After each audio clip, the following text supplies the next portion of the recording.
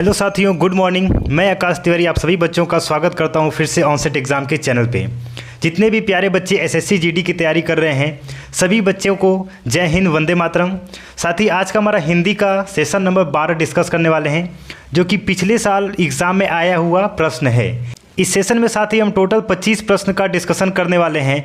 आपको सभी प्रश्न का कमेंट में जवाब देते हुए चलना है। तो चलिए आज का हिंदी का पहला क्वेश्चन देखते हैं। उससे पहले जितने भी बच्चे क्लास को देख रहे हैं एक बार क्लास को लाइक कर देंगे और इस सेशन को शेयर कर देंगे अपने सभी दोस्तों के पास, ताकि सभी लोग जल्दी से क्लास में जुड़ जाएँ। चलिए पहला क्वेश्चन क्या है देखते हैं। तो साथियों, आपको हिंदी में निर्देश दिया जाएगा। निर्देश को सबसे पहले पढ़ना है। देखिए निर्देश में लिखा क्या है। प्रश्न संख्या 76 से 78 दिए गए प्रत्येक वाक्यांश के लिए एक शब्द दीजिए, यानी कि अनेक शब्द के लिए एक शब्द। चलिए प्रश्न क्या पूछ रहा है। जिसको प्राप्त न किया जा सके उसको क्या बोलेंगे। चलिए सभी लोग कमेंट में इसका जवाब देंगे।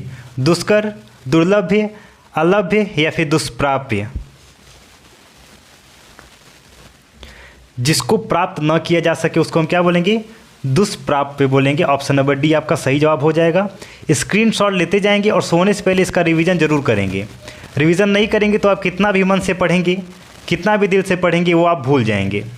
चलिए क्वेश्चन नंबर 2, मन को आनंदित करने वाला, मोहित, प्रिय, श्रेयस या फिर मनोरंजक। मन को आनंदित करने वाले को क्या बोलते हैं, मनोरंजक बोलते हैं। ऑप्शन नंबर डी आपका सही जवाब हो जाएगा।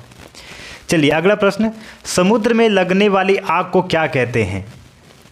जठराग्नि, दावाग्नि, बड़वाग्नि या फिर वनाग्नि। समुद्र में लगने वाली आग बड़वाग्नि हो जाता है। ऑप्शन नंबर सी आपका सही जवाब हो जाएगा। चलिए फिर से निर्देश दिया गया है। निर्देश को पहले पढ़ते हैं क्या लिखा है। प्रश्न संख्या 79 से 81 दिए गए शब्दों का उपयुक्त विलोम बताना है। अच्छा ठीक है, चलिए विलोम शब्द इसका बताना है। चलिए यथार्थ का विलोम शब्द क्या होगा। स्वप्न, विचार, उड़ान या फिर कल्पना। यथार्थ का सभी साथी कमेंट में जवाब देते चलेंगे। तो यथार्थ का विलोम शब्द क्या हो जाएगा, ऑप्शन नंबर डी कल्पना हो जाएगा। एक बार जितने भी बच्चे क्लास को देख रहे हैं सभी लोग सेशन को लाइक कर देंगे और इसको शेयर कर देंगे। चलिए यौवन का विलोम शब्द क्या हो जाएगा। जीत, मृत्यु, पराजय या फिर जरा। तो साथ ही यौवन का विलोम शब्द का क्या हो जाएगा, ऑप्शन नंबर डी जरा हो जाएगा। स्क्रीनशॉट लेते जाएंगे। प्रतिवादी विलोम शब्द बताना है। आरोपी, संवादी, विपक्षी या फिर वादी। और साथ ही देखिए वादी का विलोम शब्द प्रतिवादी होता है। तो ऑप्शन नंबर डी आपका सही जवाब हो जाएगा, प्रतिवादी का वादी। चलिए फिर से निर्देश आपको पढ़ना है।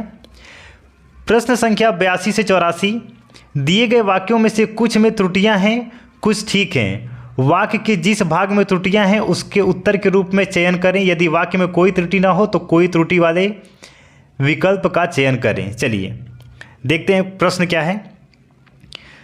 खुले हुए भोजन पर मक्खियां हर क्षण भिनभिनाती हुई रहती हैं।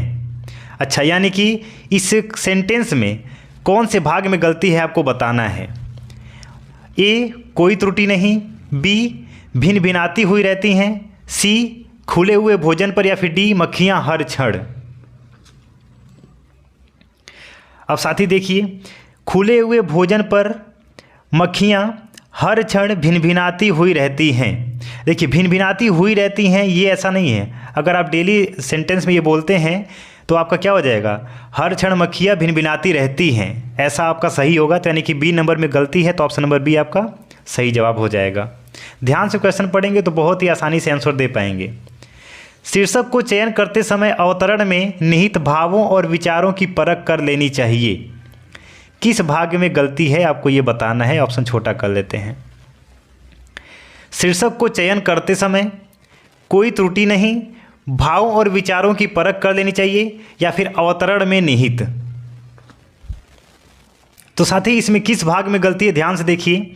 शीर्षक को चयन करते समय नहीं होता है, शीर्षक का चयन करते होता है, ठीक है ना। यानी कि ऑप्शन नंबर ए आपका सही जवाब हो जाएगा। शीर्षक को नहीं, शीर्षक का चयन करते समय हो जाएगा। चलिए अगला प्रश्न, बुरा से बुरा व्यक्ति भी सम्मान और प्रशंसा पाना चाहता है। किस भाग में गलती है? ए पाना चाहता है, बी बुरा से बुरा व्यक्ति भी, सी कोई त्रुटि नहीं, या फिर डी सम्मान और प्रशंसा। सभी लोग ध्यान से सेंटेंस को पढ़ेंगे और बताएंगे किस भाग में गलती है। तो साथी देखिए ऑप्शन नंबर बी आपका हो जाएगा, बुरा से बुरा व्यक्ति भी। चलिए अगला प्रश्न, इसमें फिर से आपको निर्देश दिया गया है, निर्देश पढ़ते हैं। प्रश्न संख्या 85 से 87 दिए गए वाक्यों में रिक्त स्थान, अच्छा चलिए आगे पढ़ने की जरूरत नहीं है, रिक्त स्थान भरना है। जितना जल्दी आप क्वेश्चन समझ लेंगे आपका टाइम बचेगा। हैजा एक डैश रोग है, कौन सा रोग है? अभिक्रामक, आक्रामक, संक्रामक या फिर अतिक्रामक? हैजा किस प्रकार का रोग है? ये सभी साथी इसका कमेंट में जवाब बताएंगे। तो साथी देखिए हैजा एक संक्रामक रोग है जो कि वायरस से होता है। चलिए अगला प्रश्न क्या कह रहा है? अथक परिश्रम और सतत डैश चरम सीमा प्राप्त कर सकता है। व्यवसाय, अव्यवसाय, स्वभाव या फिर मनमाने व्यवहार से?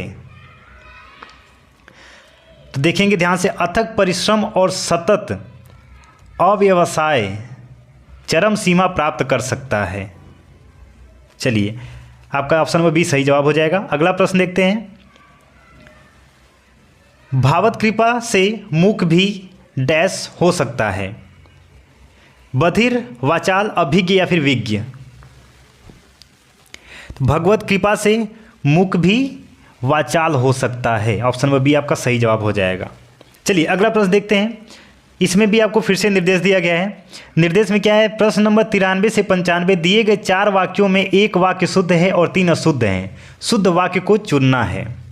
चलिए देखते हैं। इतनी रात बीता आप कहाँ से आ रहे हैं? एक सेकंड में जूम कर लेता हूँ।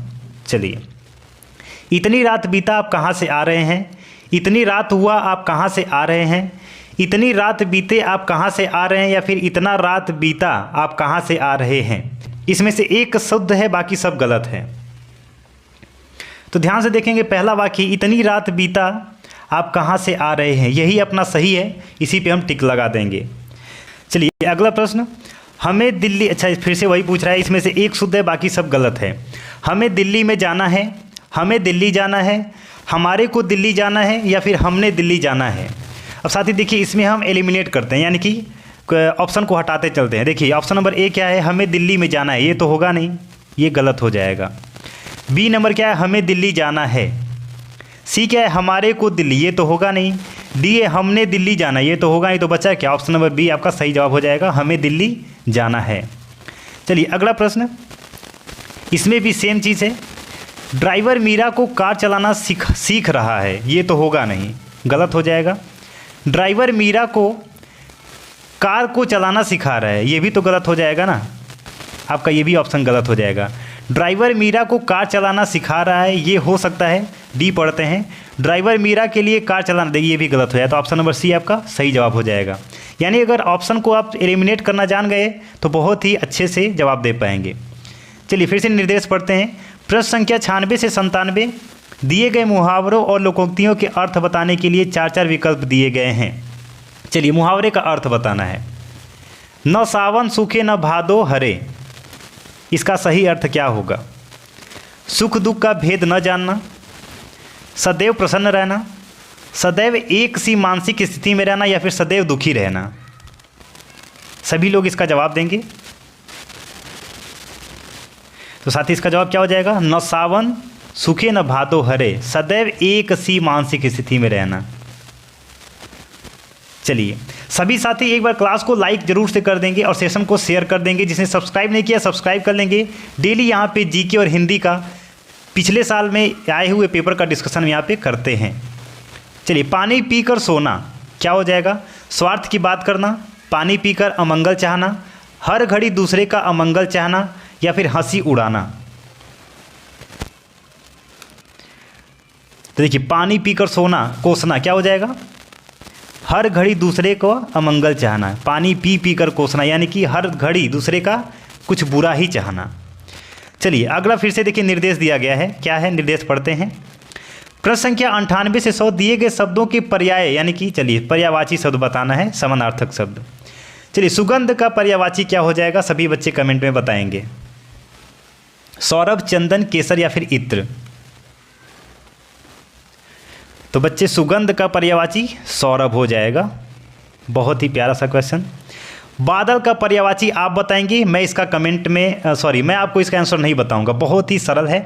सभी बच्चे कमेंट में बताएंगे बादल का पर्यायवाची अम्बुध, अम्बुज, पयोध या फिर पयोद।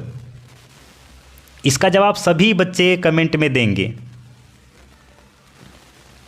चलिए अगला प्रश्न, जंगल का पर्यायवाची क्या हो जाएगा, ये भी आप कमेंट में बताएंगे, मैं इसका नहीं बताऊंगा। कुसुम, बाग, द्रुमदल या फिर कानन। सभी बच्चे इन दोनों क्वेश्चन का जवाब देंगे। क्वेश्चन क्या था, मैं छोटा कहता हूँ, बादल का पर्यायवाची और जंगल का पर्यायवाची। आप कमेंट में करके आंसर बताएंगे और सेशन को लाइक कर देंगे, शेयर कर देंगे, चैनल को सब्सक्राइब कर लेंगे।